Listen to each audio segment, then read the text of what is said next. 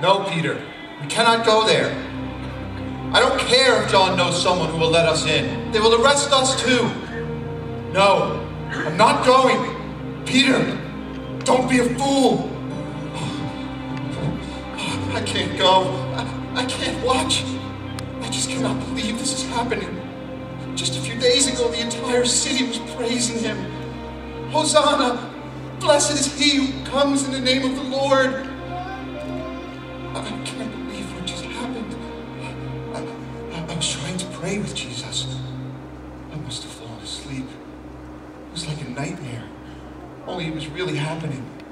Soldiers, torches, Judas.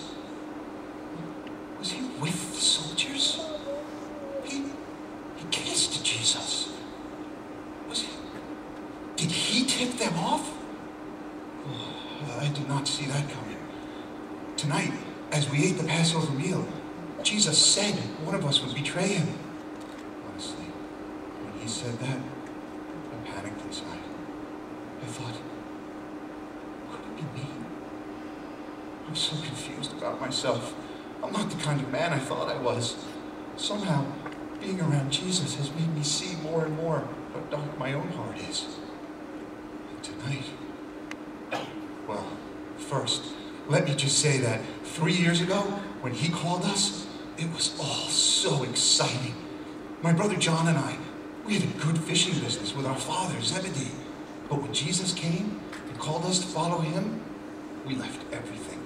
We thought he was great. And we thought we were great too. We had a reputation, my brother and I. We got things done. We were tough. And he needed us. He would do miracles, healing, teaching. He could leave the crowd control to us. We protected him and acted as his right-hand men. And Peter too. He was one of the 3 of us that Jesus depended on. There were 9 others also. But we were the inner circle.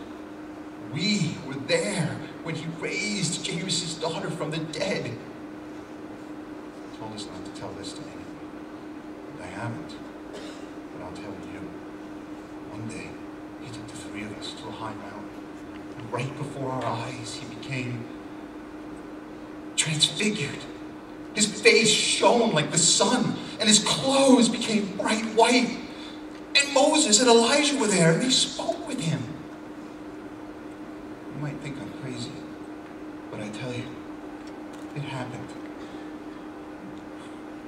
I guess I let all of this go to my head. Even this past year, when so many turned away from following him, and there was so much conflict with religious leaders, I prided myself on my faithfulness. I know he is the Messiah, and it's just a matter of time until his kingdom comes. My brother and I, we finally got bold enough to ask for specific places in the kingdom. Teacher, we want you to do for us whatever we ask. What is it you want me to do for you, we asked. Grant to us that we may sit, one at your right hand and one at your left in your glory. How arrogant, now that I think about it. Wait, I just remembered what he said right before we asked. Behold, we are going up to Jerusalem, and the Son of Man will be betrayed to the chief priests and scribes, and they will condemn him to death and deliver him to the Gentiles. And they will mock him and scourge him and spit on him and kill him. Oh, God is coming to pass.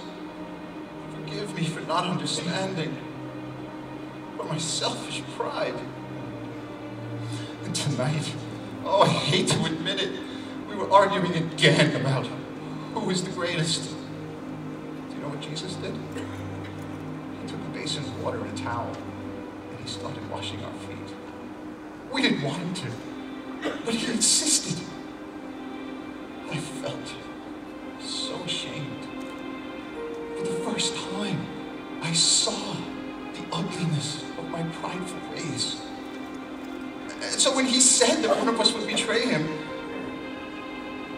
I knew I wasn't above doing something so terrible. We all felt it, I tell you.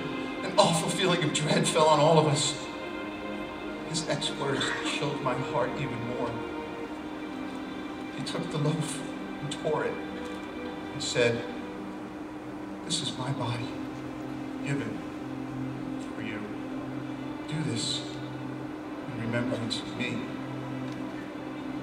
And with the cup, he said, "This is a new covenant in my blood, shed for you.